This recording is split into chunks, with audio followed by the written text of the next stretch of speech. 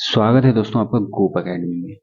जून 2025 के सवालों का हम लोग डिस्कशन कर रहे हैं यूजीसी नेट के पेपर का। और हम लोग पहुंचे हैं 31वें सवाल पे। आज का सवाल है दोस्तों इस प्रकार कि निम्नलिखित समाचार पत्रों की शुरुआत को कालक्रम से व्यवस्थित करें। इसमें जो समाचार पत्र दिए गए हैं वो कब कब स्टार्ट हुए थे उनको लिखना है आपको। चलिए पहले सीरियल वाइज लिख लेते हैं, फिर आगे बात करते हैं। तो इंडियन ओपिनियन की बात हो रही है। Abhyudaya, leader, young India, Indian sociologist की बात चल रही है। तो सबसे पहले इंडियन ओपिनियन की बात करते हैं दोस्तों, जो कि 1903 में स्टार्ट हुआ था और ये गांधी जी द्वारा दक्षिण अफ्रीका में शुरू किया गया था। गांधी जी द्वारा दक्षिण साउथ अफ्रीका में शुरू किया गया था। जब इंडियन सोशियोलॉजिस्ट की बात करते हैं दोस्तों, ये 1905 में शुरू किया गया था और ये लंदन में शुरू किया गया था दोस्तों। इसके द्वारा श्याम जी कृष्ण वर्मा, ठीक है, ये काफी इंपॉर्टेंट है। और श्याम जी कृष्ण वर्मा ने ही होम रूल एसोसिएशन की स्थापना की थी लंदन में 1905 में ही। और ये इंडिया हाउस से भी जुड़े हुए थे। वहां पे इंडिया हाउस लंदन में एक संस्था थी जो भारतीय क्रांतिकारियों को शरण देती थी। वहीं जब अभ्युदय की बात करते हैं तो 1907 में दोस्तों ये बना था, यानी प्रकाशित होता था। ये मदन मोहन मालवीय द्वारा शुरू किया गया था अखबार, ये अभ्युदय। लीडर भी थे मदन मोहन मालवीय जी। तो लीडर जो है मदन मोहन मालवीय द्वारा ही शुरू किया गया था 1909 में। लीडर इसलिए बोल दिया कि याद करने लायक था कि अभ्युदय और लीडर जो है मदन मोहन मालवीय जी के ही अखबार है। ये इंग्लिश में था। और लास्ट में बचता है यंग इंडिया, जो कि यंग इंडिया किसका है? महात्मा गांधी का। महात्मा गांधी का। और ये कब हुआ था? 1919 में शुरू किया गया था। इस तरीके से हमारा ये सीक्वेंस बन जाता है। सबसे पहले कौन आया था? देख पा रहे हैं कि ए इंडियन ओपिनियन आ रहा है, 3 में है। और उसके बाद 1905 ई 2 में है। फिर सी या बी, तो सी है, बी है, सॉरी बी है। इस तरीके से हमारा ये आंसर सही हो जाता है दोस्तों। 1905 से 1900 से अगर देखें तो 1900 से 1950 के बीच में बहुत सारे अखबार प्रकाशित होना शुरू हुए थे। और इसके बीच का जो समय था दोस्तों, ये पत्रकारिता के लिए स्वर्ण युग माना जाता है, क्योंकि इसी दौरान भारतीय स्वतंत्रता जो संग्राम था अपने चरम पर था। और इस काल में अखबार न केवल सूचना के स्रोत थे बल्कि ब्रिटिश शासन के खिलाफ एकजुट होने का सबसे बड़ा माध्यम भी था। तो इस तरीके से हमको ये अच्छे से देख के जाना है, ठीक। तो अब बाकी अखबार भी देख लीजिएगा, अलग से हम एक वीडियो में सिर्फ अखबार या प्रेस की बात हम कर लेंगे। अगले सवाल पे चलते हैं दोस्तों। अगला सवाल 32 है और ये है अशोक से रिलेटेड, कि अशोक के निम्नलिखित में से किस अभिलेख में कलिंग विजय का उल्लेख है?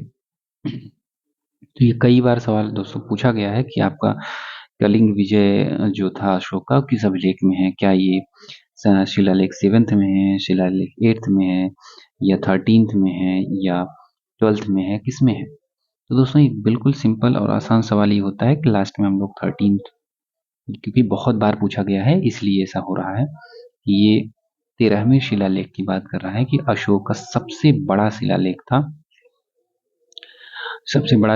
था, और इसमें जो कलिंग युद्ध हुआ था 261 बीसी ईसा पूर्व में, 261 ईसा पूर्व में जो कलिंग युद्ध हुआ था उसमें यह बताया गया है, यानी इस शिलालेख में, कि कैसे युद्ध के विनाश को देखकर अशोक का हृदय परिवर्तित हुआ और उन्होंने धर्म का मार्ग चुन लिया था, ठीक है। अब अशोक के कुछ और बात कर लें कि अशोक के अभिलेख हैं तो। और अशोक की जब अभिलेख की बात करते हैं दोस्तों, तो पहले ऐसे शासक थे अशोक जनता से यानी प्रजा से सीधी बात करने के लिए, संवाद करने के लिए अभिलेखों का सहारा लिया था। इसके पहले अभिलेख नहीं होते थे, अशोक ने शुरुआत की थी। और अशोक के जो अभिलेख हैं वो 1750 ईस्वी में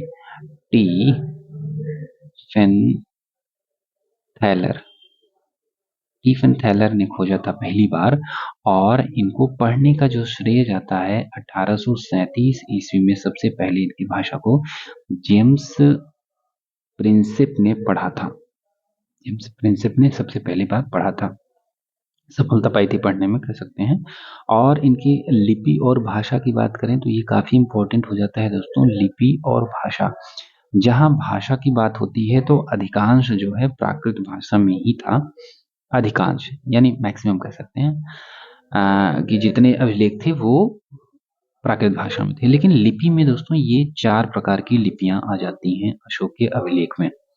4 प्रकार की लिपियां कैसे, इनको भारत के जो मैप है उससे भी देख सकते हैं, ठीक है, थोड़ा सा इसे समझने के लिए।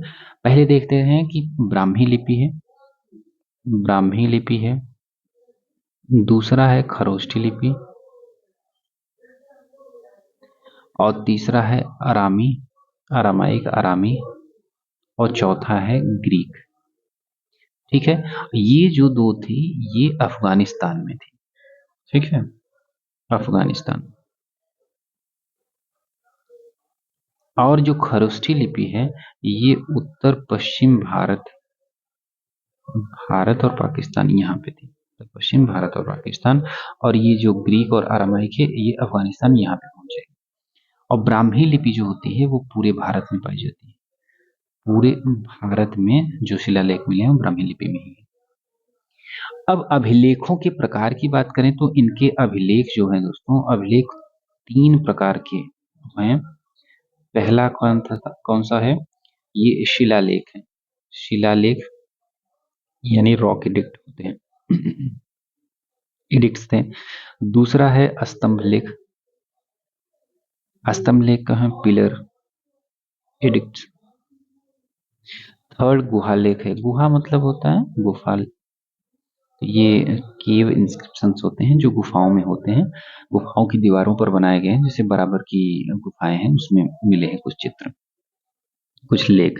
और शिलालेख की ही बात हो रही है। जब शिलालेख की बात होती है दोस्तों तो चट्टानों पर ये होते हैं, और कुल 14 शिलालेख हैं अशोक के, जिसमें प्रथम में क्या कहा गया है कि पशु बलि की निंदा की गई है और उत्सवों पर रोक लगाई गई है। वहीं फोर्थ में भेरी घोष से धम्म घोष की नीति पे अपनाता है अशोक। और 7th और 8th जो है तीर्थ यात्राओं का वर्णन करता है। वहीं 12th जो है धार्मिक, 12वां शिलालेख धार्मिक सहिष्णुता की बात करता है। और 13वां हम लोग बात कर चुके हैं, सबसे इंपॉर्टेंट है 261 में कलिंग युद्ध होता है, और इसी में 5 यूनानी समकालीन राजाओं के भी नाम होते हैं। स्तंभ लेख की बात करें तो ये पत्थर पर बने खंभों पर होते हैं, और 7 स्तंभ लेख हैं। और दिल्ली जो टोपरा है, दिल्ली टोपरा और दिल्ली मेरठ, ठीक है, ये 2 जगह हैं जहां के स्तंभ फिरोज शाह तुगलक उठा के दिल्ली लाया था। तो दिल्ली टोपरा और दिल्ली मेरठ के जो स्तंभ लेख थे अशोक के, उसको फिरोज शाह तुगलक ने दिल्ली मंगवा लिया था।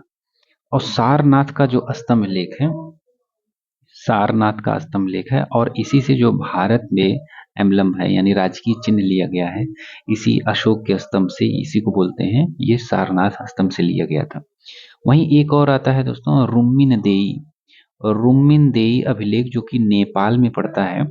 और लुम्बिनी वह स्थान है जहाँ पे उनका बुद्ध जी का जन्म हुआ था, और यहाँ पे अशोक ने यात्रा की थी, और यहाँ पे एक बलि कर था, बलि नामक धार्मिक कर था, उसको हटा दिया था। तो ये काफी बार पूछा गया है, ठीक है।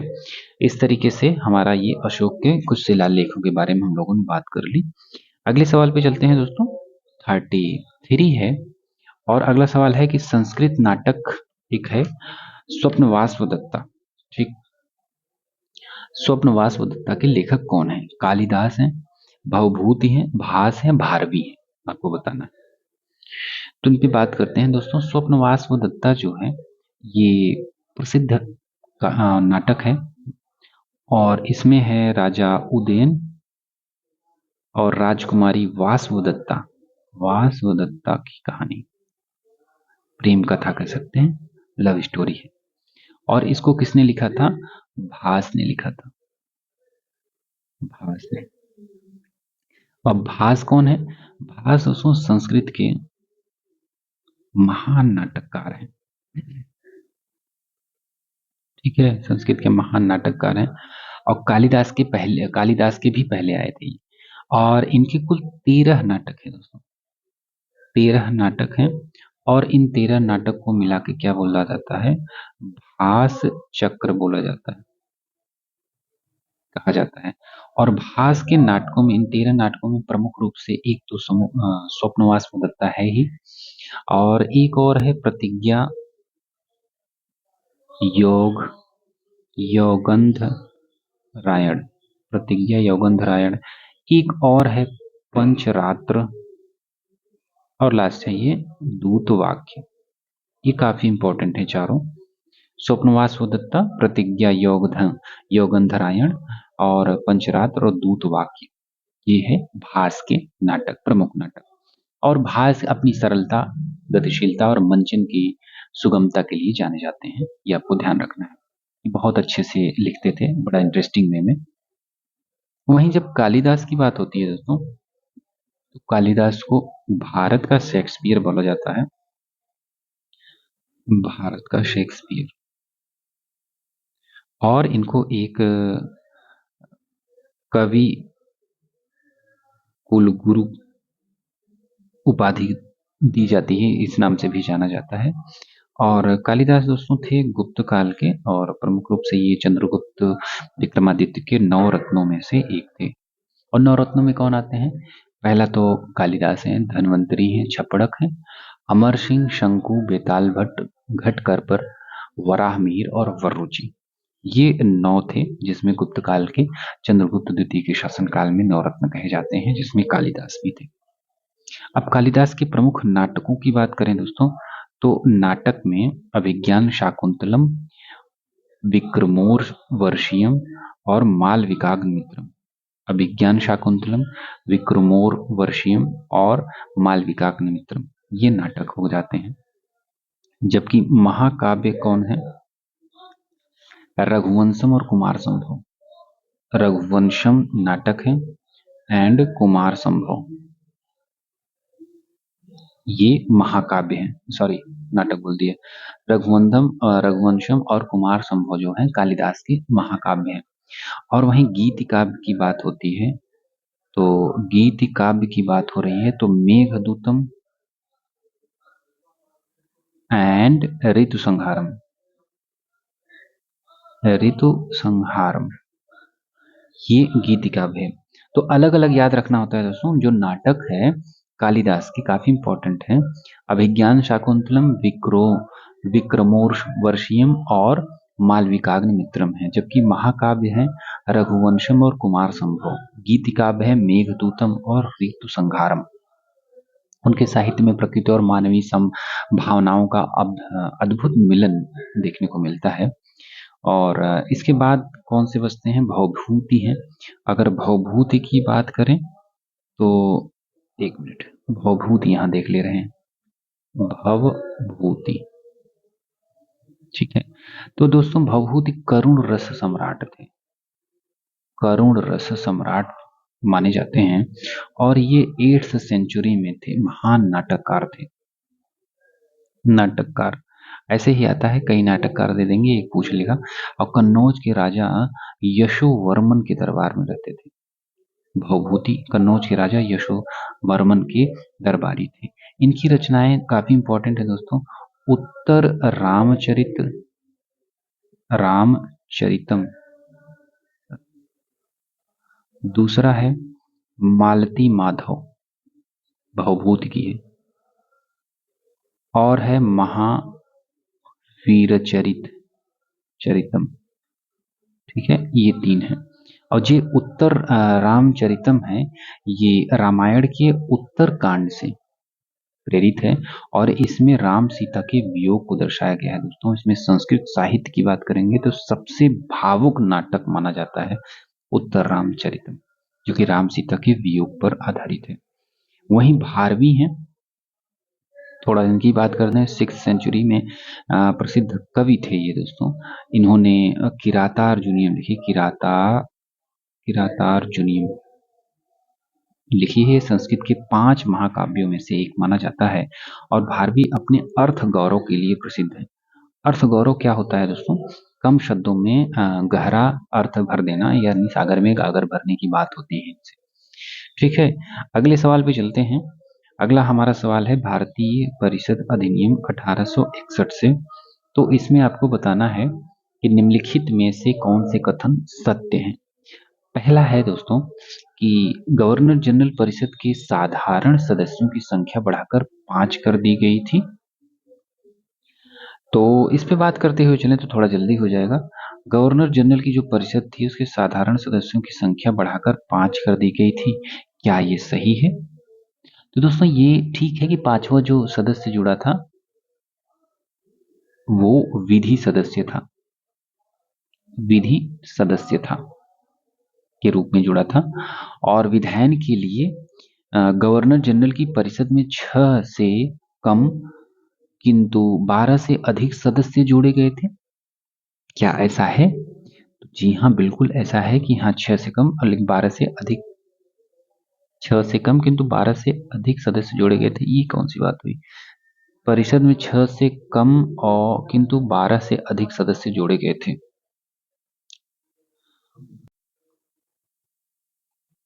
तो इसमें दोस्तों थोड़ा सा जो कम किंतु 12 से अधिक नहीं, अतिरिक्त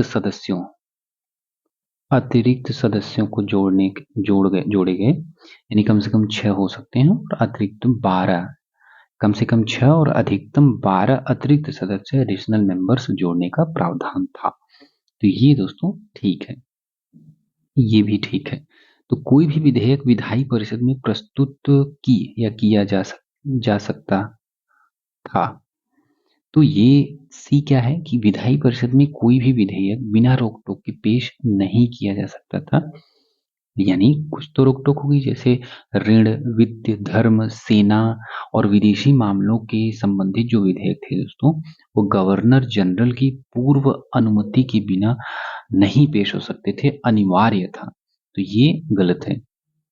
वहीं जब गवर्नर जनरल को आपातकाल में अपनी परिषद की सहमति के बिना अध्यादेश जारी करने की शक्ति थी, तो जिसकी वैधता अधिकतम 6 माह होती थी। बिल्कुल ठीक है, यह 6 माह ही किया गया था कि आपातकाल में कर सकता है। गवर्नर जनरल परिषद की अनुमति के बिना अध्यादेश ऑर्डिनेंस पास कर सकता है। और गवर्नर जनरल की अनुमति प्राप्त किए बिना विधायी परिषद द्वारा पारित कोई भी एक्ट वैध नहीं होगा। तो विधायी परिषद द्वारा पारित किसी भी विधेयक को कानून बनाने के लिए गवर्नर जनरल की अनुमति मिलना अनिवार्य था। इसके पास वीटो की शक्ति थी। तो ठीक है, बिल्कुल ठीक है ये भी कि बिना गवर्नर जनरल की अनुमति के विधेयक कैसे पास हो जाएगा, कोई भी एक्ट वैध नहीं होगा। बिल्कुल ठीक है, गवर्नर जनरल की अनुमति जरूरी है। इस तरीके से हमारा A B D E, A B D E सही है। तो आगे चलते हैं 35th आज के लास्ट सवाल पे, और ये है दोस्तों मिलान सूची, फर्स्ट सूची सेकंड से मिलान करना है। ठीक है, पहला है विद्वान, इधर विद्वान दिए गए हैं और इधर कथन है उनका। पर्सिवल स्पीयर, डगलस स्ट्रेयूसेंट और Stephen Blank, John F Richardson. इसमें बताना है आपको कि कौन गए हैं। पहला यह है कि मनसबदारी प्रणाली एक राजनीतिक समझौता थी। तो आपको कौन ये लगता है? जबकि पर्सिवल स्पीयर क्या बोले हैं कि कुलीनों में भी कुलीन होता है। तो कुलीनों में भी कुलीन कहाँ है? यहाँ है। तो मनसबदारों को कुलीनों में भी कुलीन के रूप में परिभाषित किया गया है, ये पर्सिवल स्पीयर कहते हैं। आपको याद रखना पड़ेगा, याद करना पड़ेगा। डगलस स्ट्रेयूसेंट की बात करें अगर, तो ये क्या कहते हैं कि राजनीतिक समझौता थी मनसबदारी प्रणाली। तो ये राजनीतिक समझौता इधर आ जाती है। और डगलस स्टुअर्ट्स ये वाला कहा जाएगा, मनसबदारी प्रणाली एक राजनीतिक समझौता थी। वहीं स्टीफन ब्लैंक की बात होती है तो पितृसत्तात्मक नौकरशाही साम्राज्य की बात हो रही है। पितृसत्तात्मक नौकरशाही साम्राज्य की बात हो रही है तो ये किस में आ जाएंगे, स्टीफन ब्लैंक में। और जॉन एफ रिचर्डसन की बात हो रही तो मनसबदारी में, हाँ, इस्लामी कॉरपोरेट सैन्य प्रणाली यानी इस्लामी कॉरपोरेट सैन्य प्रणाली की शब्दावली का अनुकरण किया है तो जॉन एफ रिचर्डसन आ जाते हैं। तो इस तरीके से ये हमारा कंप्लीट हो जाता है। लास्ट का फोर्थ है तो ये फर्स्ट का थर्ड है तो ये फोर्थ वाला हमारा आंसर हो जाएगा। इस तरीके से हमारा आज का वीडियो कंप्लीट होता है दोस्तों। मिलते हैं कल अगले वीडियो में सुबह 6 बजे और अच्छे से अपने नोट्स को रिवाइज करते रहिए, पढ़ते रहिए। धन्यवाद। और सब्सक्राइब ना किया तो जरूर कर लीजिएगा, बिल्कुल।